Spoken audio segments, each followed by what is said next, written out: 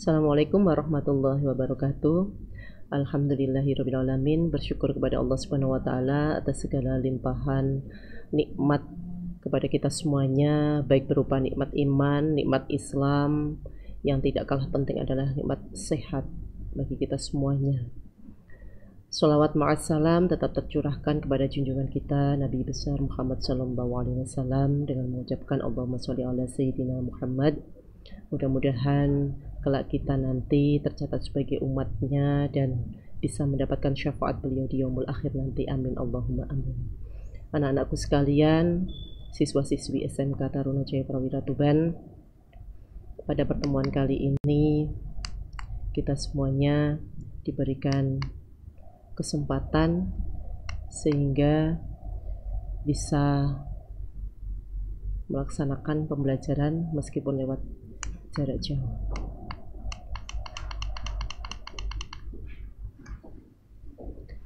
Selanjutnya marilah kita baca bersama-sama doa sebelum belajar. A'udzubillahi minasyaitonirrajim. Bismillahirrahmanirrahim. Raditu billahi rabba wa bil islami dina wa bi Muhammadin nabiyya wa rasulah. Rabbi zidni ilma warzuqni fahma. Rabbi syrah li sadri wa yassir li amri wahlul 'uqdatam min lisani yafqahu qawli. Amin ya rabbal alamin. Pertemuan kali ini yaitu materi tentang iman kepada malaikat. Sebelum kita lanjutkan daripada apa pengertian iman kepada malaikat, marilah kita sejenak melihat daripada gambar yang tertera sebagaimana untuk tadabbur kita bersama, bahwa ada gambar CCTV di atas tersebut menggambarkan bahwa banyak daripada orang menduga bahwa kita selalu melakukan baik itu perbuatan tidak baik atau kejahatan yang mana tidak dilihat oleh orang lain, kita merasa akan aman dan selamat. Padahal sama sekali tidak. Kita dilihat oleh malaikat Allah Subhanahu wa taala yang selalu sedia setiap saat, yang tidak pernah tidur dan tidak pernah lalai, yaitu malaikat Raqib dan Atid. Mereka diperintahkan oleh Allah Subhanahu wa taala untuk selalu mencatat perbuatan baik dan perbuatan buruk manusia. Sebagaimana gambar yang pertama, yaitu ada sepasang kekasih laki-laki dan perempuan yang melakukan khalwat berduaan, yang mana di situ melakukan perbuatan zina. Yang kedua yaitu ada gambar seorang pencuri, dan yang ketiga adalah perbuatan daripada seorang pedagang yang mana di situ melakukan mengurangi timbangan, dan yang keempat adalah gambar ketika siswa-siswi melakukan ujian yang mana tidak jujur atau mencontek. Di situ merupakan tadabbur kita bersama. Selanjutnya yaitu kita ketahui pengertian daripada iman kepada malaikat. Iman itu sendiri secara bahasa artinya adalah percaya atau yakin. Al-imanu tasdiqum bil qalbi wa iqrarum bil lisan wa amalum bil arkan. Apa artinya di situ? Yaitu iman setulus hati, mengakar kuat, diucapkan dengan lisan, ditetapkan dalam hati, dan diamalkan dengan seluruh anggota badan. Yang mana selanjutnya kata malaikat yaitu berasal dari bahasa Arab malak. Jamaknya adalah malaikah. Kata malak di sini berasal dari akar kata alq atau aluka, yang artinya risalah atau mengemban amanah. Jadi malaikat adalah makhluk yang menyampaikan sesuatu dari Allah Subhanahu wa taala. Perlu kita ketahui hukum daripada beriman kepada malaikat, yaitu hukumnya adalah fardu ain, sebagaimana tertera di dalam Quran surat Al-Baqarah ayat 285, yang berbunyi a'udzubillahi minasyaitonirrajim, bismillahirrahmanirrahim. Amanar rasulu bima unzila ilaihi mir rabbihi wal mu'minun kullun amana billahi wa malaikatihi wa kutubihi wa rusulihi la nufarriqu baina ahadin mir rusulihi wa qalu sami'na wa ata'na ghufranaka rabbana wa ilaikal masir. Artinya apa? Di situ Rasul Muhammad beriman kepada apa yang diturunkan kepadanya, yaitu Al-Quran dari Tuhannya. Demikian pula orang-orang yang beriman. Semua beriman kepada Allah, malaikat-malaikat Allah, kitab-kitab, dan Rasul-Rasul Allah. Mereka berkata, kami tidak membeda-bedakan seorang pun dari Rasul-Rasul Allah. Dan mereka berkata, kami dengar dan kami taat. Ampunilah kami ya Tuhan kami, dan kepadamu tempat kami kembali. Iman kepada malaikat memiliki 4 unsur. Yang pertama yaitu mengimani wujud dan penciptaan malaikat. Malaikat merupakan makhluk Allah yang berasal dari alam ghaib, yang tercipta dari cahaya atau an-nur. Seperti sabda Rasulullah yang artinya dari Aisyah radhiyallahu an, berkata Rasulullah bersabda, malaikat diciptakan dari cahaya, jin diciptakan dari api yang menyala-nyala, dan Adam diciptakan dari sesuatu yang telah disebutkan ciri-cirinya untuk kalian. Hadis riwayat dari Muslim. Perihal wujud di dalam Al-Quran juga dijelaskan dalam Quran surat Fatir, yang artinya segala puji bagi Allah untuk mengurus berbagai macam pencipta langit dan bumi, yang menjadikan malaikat sebagai utusan-utusan untuk mengurus berbagai macam urusan, yang mempunyai sayap masing-masing, ada yang 2, 3, dan 4. Allah menambahkan pada ciptaannya apa yang Dia kehendaki. Sungguh Allah Maha Kuasa atas segala sesuatu. Sayap-sayap yang dimaksud di sini adalah lambang kekuatan yang memungkinkan makhluk dari alam ghaib ini menunaikan tugasnya. Dengan sayap-sayapnya tersebut, setiap malaikat memiliki kecepatan gerak yang luar biasa. Firman Allah dalam surat Al-Ma'arij ayat 4 juga dijelaskan, para malaikat dan Jibril naik menghadap kepada Tuhan dalam sehari setara dengan 50.000 tahun.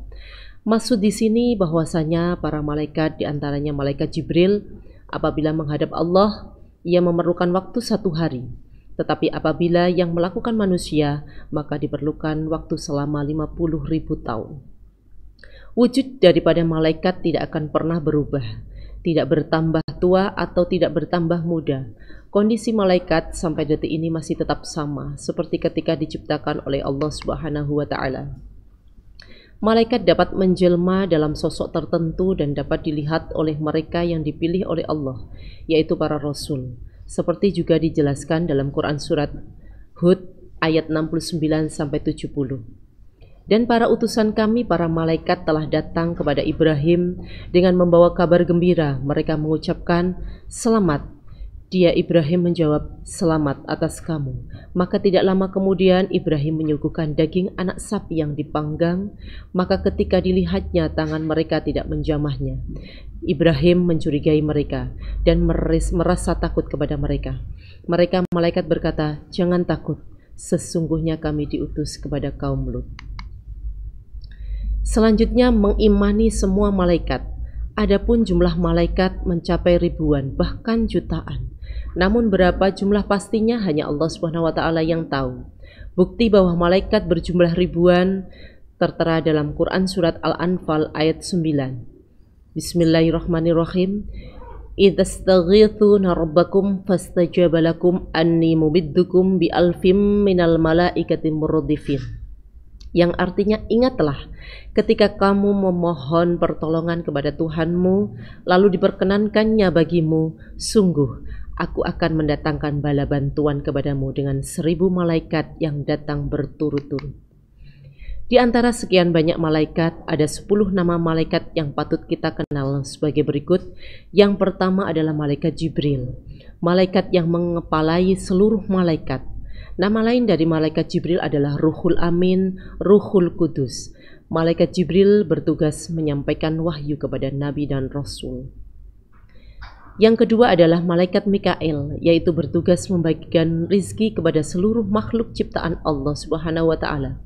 Yang ketiga adalah malaikat Israil, yaitu malaikat yang bertugas mencabut nyawa seluruh makhluk Allah Subhanahu wa taala. Yang keempat adalah malaikat Israfil, yaitu malaikat yang bertugas meniup sangkakala pada saat tiba hari kiamat dan menjelang manusia dibangkitkan dari alam kubur. Yang kelima adalah malaikat Raqib, yaitu malaikat yang bertugas mencatat segala ucapan dan perbuatan baik manusia. Yang keenam adalah malaikat Atid, yaitu malaikat yang bertugas mencatat segala ucapan dan perbuatan jahat manusia. Yang ketujuh adalah malaikat Mungkar dan Nakir, malaikat yang bertugas mengadili manusia di alam barzah. Kedua malaikat tersebut menanyakan segala sepak terjang si mayat selama hidup di dunia. Yang kedelapan adalah malaikat Ridwan, yaitu malaikat yang bertugas menjaga pintu surga, tempat manusia menerima imbalan dari ketaatan dan ketakwaannya kepada Allah Subhanahu wa taala. Yang kesembilan adalah malaikat Malik, yaitu malaikat yang bertugas menjaga pintu neraka, tempat manusia menerima imbalan dari kedurhakaannya pada Allah Subhanahu wa taala. Selanjutnya adalah unsur kita mengimani sifat-sifat malaikat. Satu hal yang penting untuk diperhatikan adalah bahwa sesuatu yang gaib tidak bisa dianalogikan dengan sesuatu yang tampak dan tidak bisa dijangkau oleh indera manusia dari semua sisi. Perihal sifat-sifatnya, malaikat merupakan hamba Allah yang mulia. Sesuai dengan surat Al-Anbiya ayat 26, A'udzubillahi minasyaitonirrajim, Bismillahirrahmanirrahim. Wa qalu ittakhadar rahman waladan subhanah bal ibadum mukramun.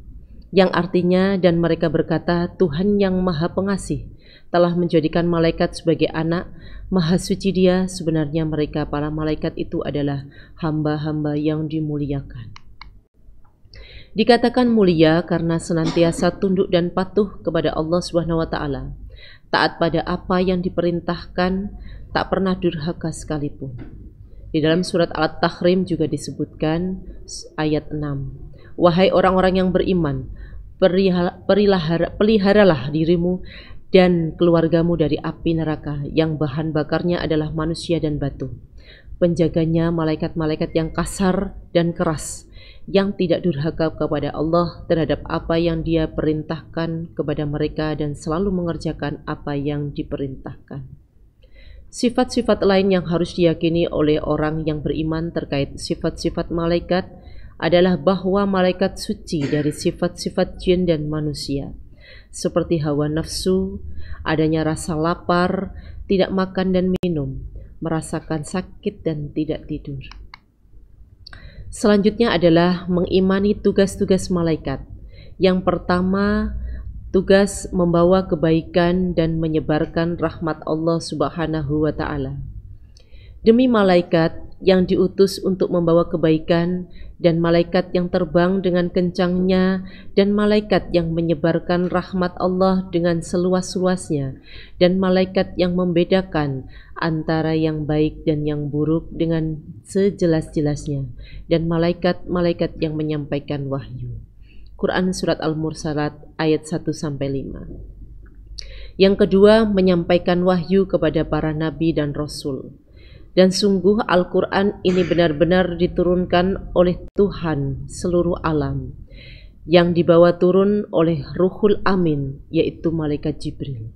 Surat Syu'ara ayat 192-193. Fungsi malaikat yang paling penting dan paling utama yaitu menurunkan wahyu atau risalah Allah SWT kepada para nabi. Para nabi bukan saja mendengar suara tetapi melihatnya.